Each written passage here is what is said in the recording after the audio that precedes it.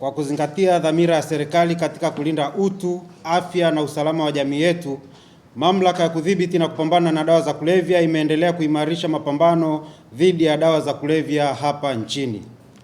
Mwezi Januari na Februari 2026 tulikamata jumla ya kilogramu 9925.78 sawa na tani 9.93 za dawa za kulevya aina mbalimbali, chupa 1795 za dawa tiba zenye asili ya kulevya na kuteketeza ekari 87.5 za mashamba ya bangi. Aidha, magari 6 na pikipiki 29 zimekamatwa katika operesheni hizo, huku tukiwashikilia watuhumiwa 151 kuhusiana na uhalifu huo. Kwa kushirikiana na maafisa wa kituo cha forodha cha Mtukula kilichopo wilaya Misenyi mkoa wa Kagera, mamlaka imekamata dawa tiba zenye asili ya kulevya aina ya pethidine boksi 105 zenye chupa 1045, morphine sulfate boksi 31 zenye chupa 310 na fentanyl boksi 44 zenye chupa 440.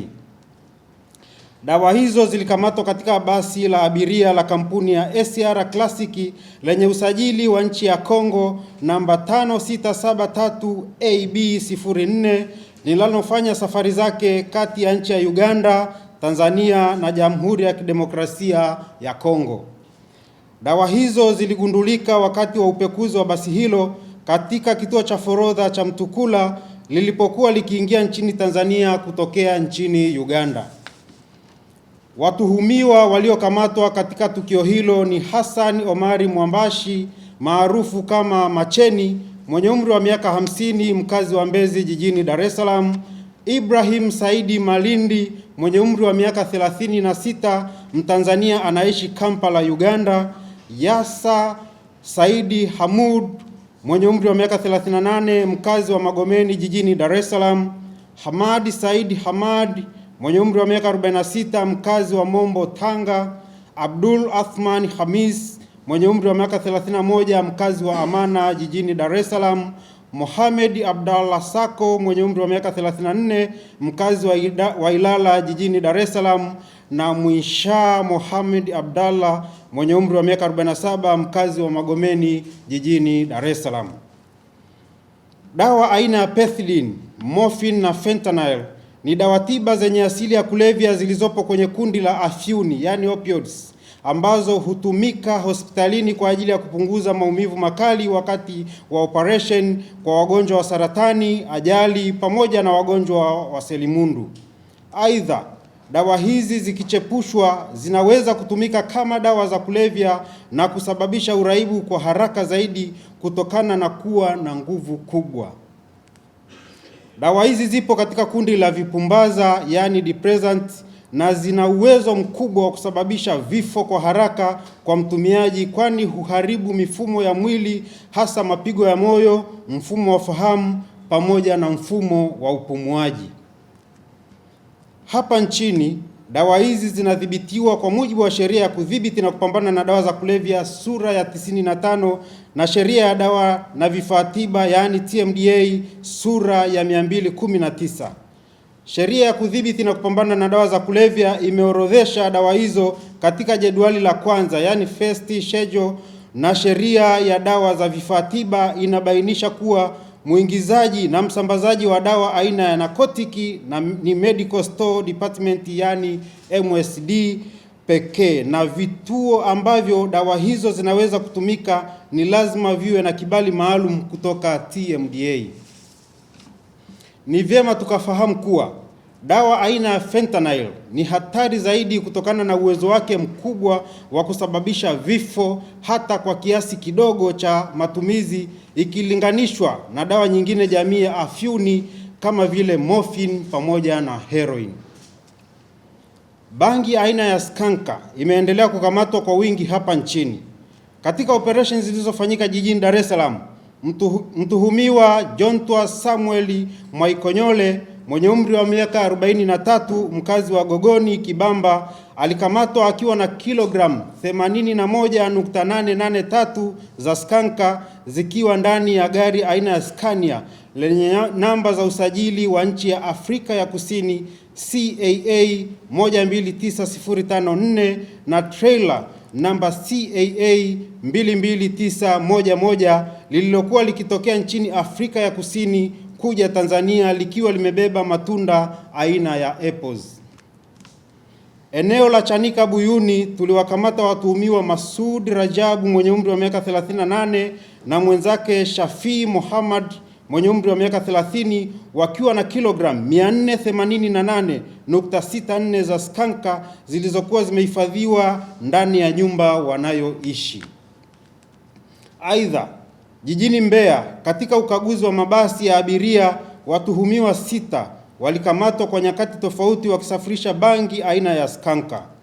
Watuhumiwa hao ni Leonard Paulo mwenye umri wa miaka 21 mkazi wa Sirari Mara aliyekamatwa na kilogramu 46.46, Maria Kandonga mwenye umri wa miaka 18 na wenzake Monica Kandonga mwenye umri wa miaka 41 na Ibrahim Mwakibete mwenye umri wa miaka 26, wote wakazi wa Mbeya walikamatwa wakiwa na kilogramu 9.68. Joseph Nkwala mwenye umri wa miaka 30 raia wa Malawi alikamatwa akiwa na kilogramu 4.62 na Esther Mbise mwenye umri wa miaka 22 mkazi wa Mbeya alikamatwa na kilogramu 16.1 za skanka. Mkoani Arusha tuliwakamata watuhumiwa Fatuma Musa Muhamedi mwenye umri wa miaka 45 maarufu kwa jina la Mama Arafa na mwenzake Elibariki Martin Kingu mwenye umri wa miaka 29 maarufu